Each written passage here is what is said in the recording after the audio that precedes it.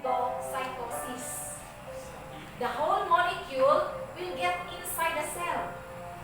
Musulod siya after its binding. And of course, pag sulod niya, dito na siya i-degrade. Ang LDL will be degraded. And what is left now is only, ma-degrade na din siya. The whole thing here, when they are already inside the cell, will be degraded. Are you with me? Yeah. And that liberate the free cholesterol from cholesterol esters. So, the cell will use now cholesterol as membrane component. Muna dahil ni. So, ma-convert na siya into membrane component, or it could be for the formation of bile salts or for steroid hormone synthesis. Say, if it happens to be in the reproductive organ, then it will be converted into steroid hormones. If it happens in the liver, then of course that will be converted into bile salts. Okay? Now, if it's in any of that cells, so constituent siya sa plasma membrane as this cholesterol component that will facilitate the transport of molecules in and out of the cell. Any question with this? Okay, so we have here actually the people who discovered this. Si Michael Brown and Joseph Goldstein, they got Nobel Prize for the discovery of LDL receptor mediated pathway. Now, if LDL receptors are not sufficient class, now why is it that there are people who are very lean and yet they are already hypertensive, and there are some who are very fat and yet they are not hypertensive? They used to eat more of these fats, mga fatty foods, and yet they are not hypertensive. And there are people who are lean and yet their pressure is said to be very high. Now, has something to do with this class. Now, who you are is actually because of your food, your lifestyle, and the genes. Genetics and your lifestyle. Genetics and the diet. So, they are factors that determine your blood cholesterol level. Okay? Blood cholesterol level. Now, say for example, you are born na gamay lang kaayo ang LDL receptors. Gamay lang ang LDL receptors. Say, ang imuhang genes for LDL receptors is said to be very, very small. Or say, gamay lang ang secretion sa mga LDL receptors. Imuhang cells will not synthesize more of these LDL receptors. So what happened? Now, the tendency there is if you have very low LDL receptors, is to what? The tendency is to increase this cholesterol in the blood, in the plasma, instead of taking them inside your cell. Okay, are you with me? Why? Because you have only a few doors for this cholesterol, for this LDL, or we call that as receptors. Receptors serve as the door so that this cholesterol could get in via the LDL. Now, if you only have a few of these receptors because that is your genetic makeup, the tendency there is there will be influx of this cholesterol in the plaques. Of course, from the blood, if they cannot get inside the cell, they would be accumulated in the walls of the arteries. And that's the reason why you have atherosclerosis at early age. Are you with me? Bisag dili pa kay kamukhaon ng daghang fats. Napay tayo mga vegetarian, di ba? Nganong na high blood man. Because of their genetic makeup. One, it could be that part of their genetic makeup is they have very, very few of these LDL receptors, kaning ApoB100 receptors. very few only in the membrane. So like the term ApoB100 sa mga proteins, HDL. It's actually a protein. ApoB100. Kaya tanong ApoB100 No, dili tanan. Some of these proteins here sa kani, some of these proteins are actually degraded. Dili tanan ApoB100. So, ang nahitabo, if your cholesterol or say your LDL cannot get inside your cell, then the cholesterol and the LDL magsuroy-suroy ra na diya sa imuhang bloodstream. Una, delikado kung taas imuhang LDL, meaning ulat sila na-degrade sa cells. Dapat ang sa inyong blood readings is mas higher inyong HDL, mas lower ang LDL. What is the indication if you have very high LDL? Meaning, daghan inyong cholesterol. Daghan ang LDL na gawas, wala sila nakasulod. They are to be degraded supposedly.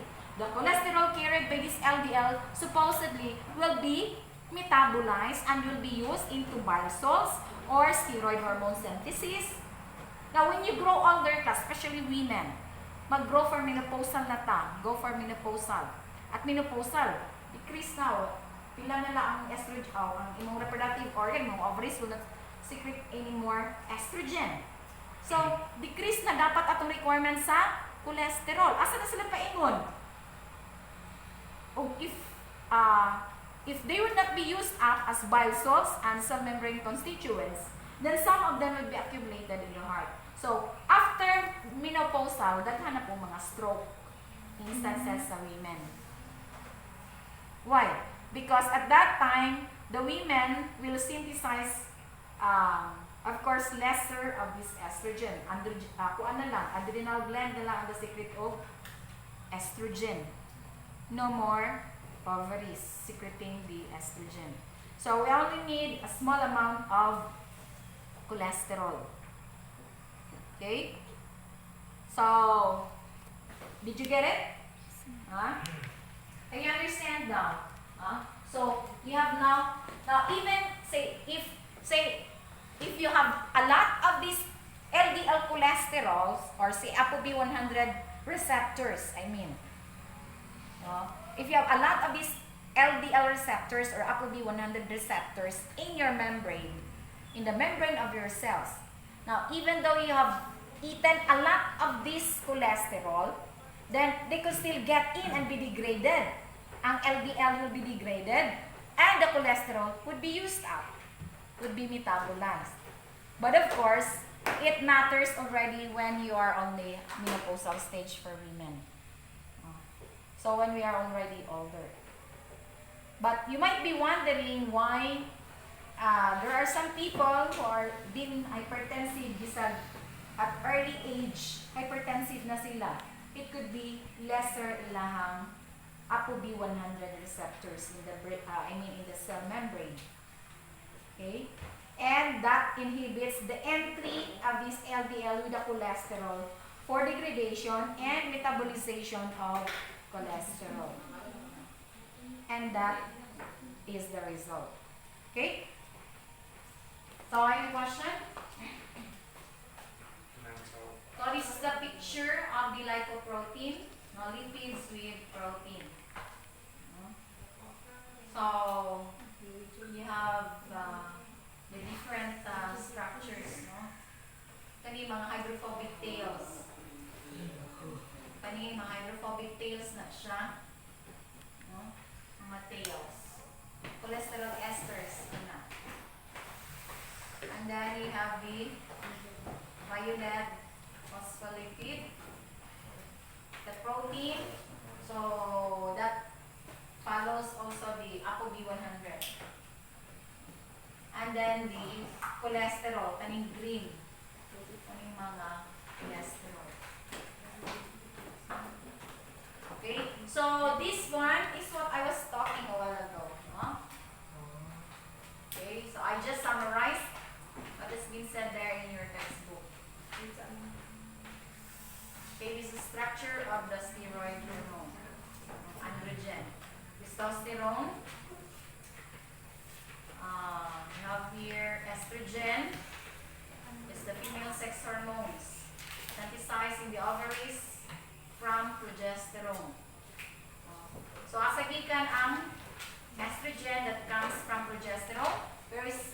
progesterone from? That comes from cholesterol.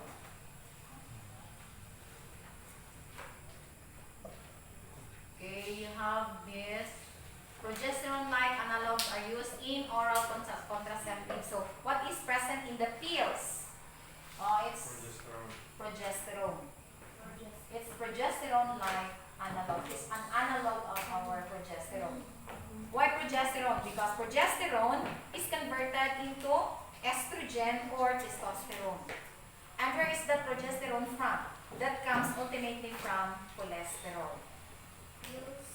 Yeah, pills. Progesterone-like analogs. We also have this corticoid. That's corticoid hormone, like aldosterone. So it's synthesized in the adrenal cortex, which regulates metabolism for carbohydrates. That decreases inflammation. So, say when you are stressed, you produce more of these glucocorticoids. The glucocorticoid hormones will be produced more by our adrenal cortex. It's a steroid hormone. Then we also have these bile salts. So, synthesized in the liver, stored in the gallbladder. So, of course, it will be transported into the small intestine, and that emulsifies fat for fat digestion. We also have prostaglandins. So you have here the prostaglandins.